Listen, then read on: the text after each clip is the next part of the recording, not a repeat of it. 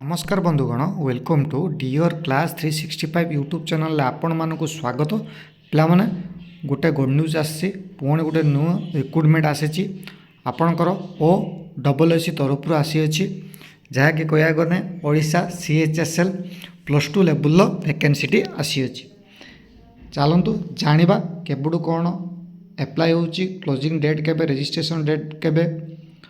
आपणकर केउ माने एप्लाय करि परिबे कौन कौन पोस्ट बाहरी संपूर्ण तथ्य जाना ता पूर्व आपण मैंने जदि आमर channel dear class 365 YouTube channel को सब्सक्राइब करना चैनल को सब्सक्राइब कर दिंतु शेयर कर दिंतु आ लाइक कर दिंतु वीडियो को आउ सबटा मोस्ट इम्पोर्टेंट कथा वीडियो को फुल एंड पर्यंत देखु ताहने आपण इम्पोर्टेंट इनफॉरमेशन गुड़िक पाइपर आपण खांडिया वीडियो अधा अधा अधा अधा करके देखले जहाँद्वारा कि आप मेन मेन पॉइंट छाड़ी देकी पलि जाए। तो चलतु आरंभ करवा आमर नोटिफिकेशन टी कौन बाहर ये पिला आप देखिपे आमर बाहर जे detailed advertisement for combined higher secondary level और equivalent recruitment examination for specialist post service 2025 under different department head of department of government of Odisha माने ओडिशा सरकार तरफ CHSL +2 लेवल वैकेंसी बाहरी अच्छी जदि स्टार्टिंग डेट कहवा ताने ऑलरेडी स्टार्ट हो सारी जहाँकि 6 तारीख स्टार्ट हो 6 मार्च रे एंड रम 5 एप्रिल बुझीगला आउ सबमिशन ऑनलाइन हम केबडू ना 6/3 रे 6 मार्च रे एंड रमर के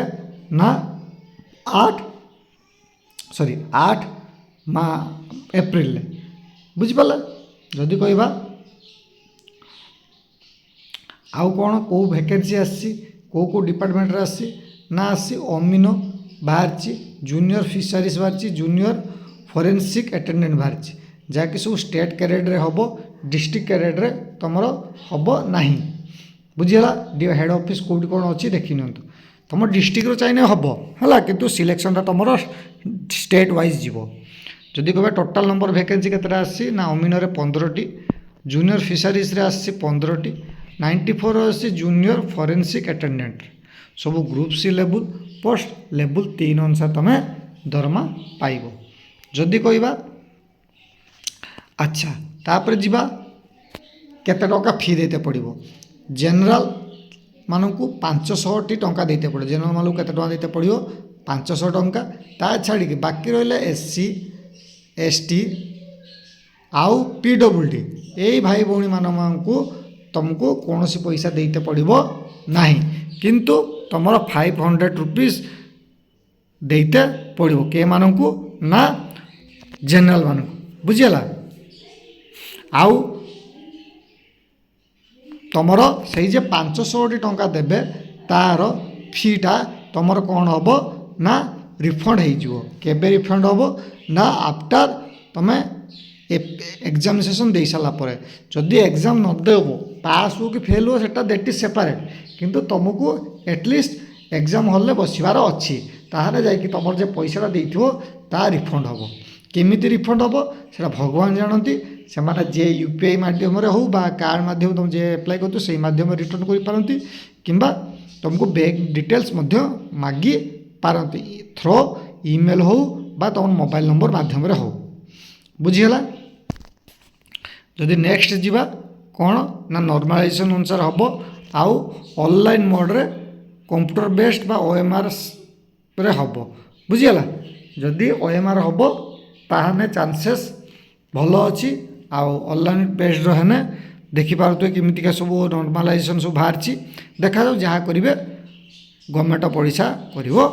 तो से आपण मैंने चिंता करार ना आपण मैंने निज निजर पढ़ा प्रति ध्यान दिंतु आउ निजे केमिति स्मार्ट स्टडीज भाव में पढ़ी पारे ता चिंता करूँ ता निजे निर्धारण करूँ बुझीगला एबे जीवा कौ मैंने एप्लाय करें मुझे तो कहनी ओनली +2 छुआ ही एप्लाय करें बाकी रहा SC ST PWD मानक किमितिका कौन रही देख ये रहा सब कैटेगरी कर दिखाई देख पे PWD मानक सब कैटेगराइज कराए सब कैटेगराइज सब करा ଯାଇଅଛି ବୁଝିଗଲା। ତାପରେ ଯଦି ଯିବା କ'ଣ ନା ଏଠି PWD କ୍ୟାଣ୍ଡିଡେଟ୍ ଭାଇ ଭଉଣୀମାନେ ଦେଖିପାରୁଥିବେ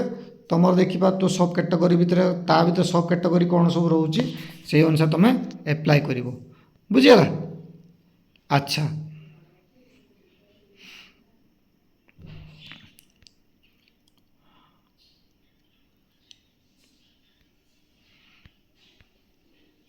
ନେକ୍ସଟ ଯିବା ଯଦି କହିବା हाँ क्वालिफिकेशन कथा जब कह पे +2 तो रही आर्ट्स कॉमर्स साइंस जहाँकि अमीन जूनियर फिशरीज +2 भोकेशनल जोटा कि फिशरीज किंबा आप +2 लेवल करें एप्लाय करें विथ +2 साइंस जदि थी ताने एप्लाय करें आ जूनियर फॉरेंसिक अटेंडेंस रे ओनली +2 साइंस जदि करेंगे ताने एप्लाय करें बुझीगला। ये रहा तार क्वालिफिकेशन टी बुझीपारे सबुतिर +2 रु कि जगह देखिए पे रोचे आम +2 साइंस रोचे फॉरेंसिक डिपार्टमेंट माने जेटी तुम कौन फॉरेंसिक वाला आसिक कि भाया कौन टेस्टिंग सब कराए से डिपार्टमेंट है मेडिकल डिपार्टमेंट कहते कौन मेडिकल डिपार्टमेंट आड़ को इंडिकेट कराऊँच तो से सब साइंस ही दरकार बुझीगला। आउ आमर यहाँ फिशरीज +2 भोकेशनल जदि कर ताहने आउरी भल फिशरीज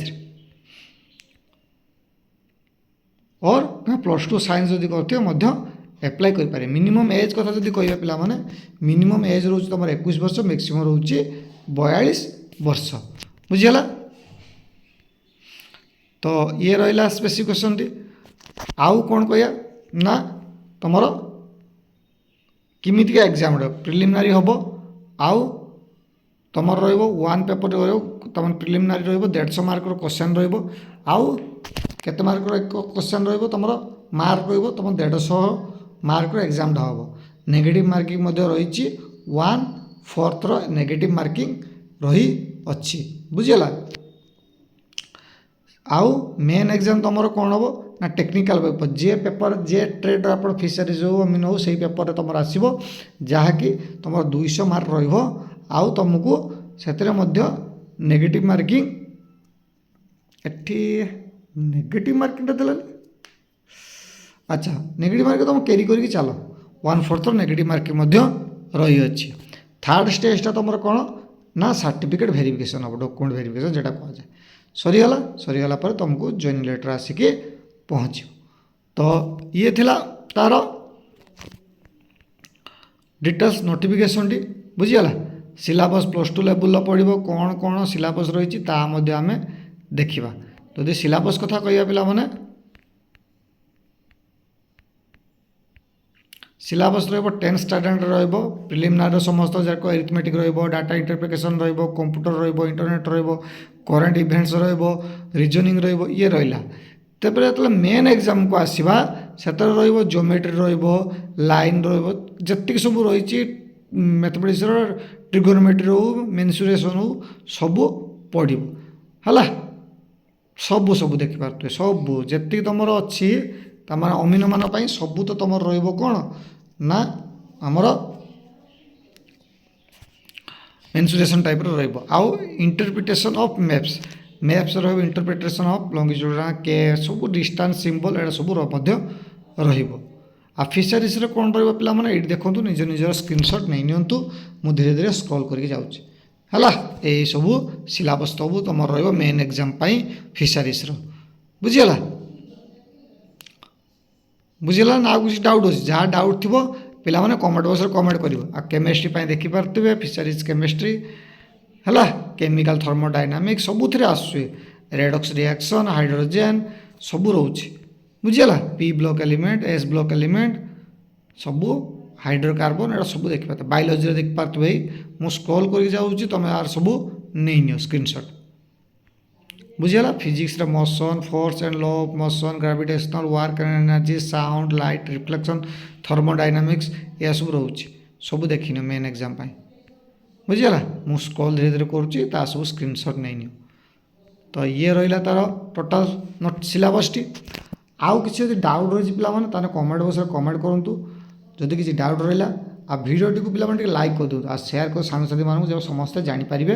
ନୋଟିଫିକେସନ୍ଟି ବାହାରିଛି ଯାହାଦ୍ୱାରା ସେମାନେ ମଧ୍ୟ ଆପ୍ଲାଏ କରିପାରିବେ। ଯଦି ଭିଡ଼ିଓକୁ ଲାଇକ୍ କରିନାହାନ୍ତି ଭିଡ଼ିଓକୁ ଲାଇକ୍ କରିଦିଅନ୍ତୁ, ସେୟାର କରିଦିଅନ୍ତୁ ଚ୍ୟାନେଲକୁ ଆଉ ସବସ୍କ୍ରାଇବ୍ କରିଦିଅନ୍ତୁ। ଧନ୍ୟବାଦ।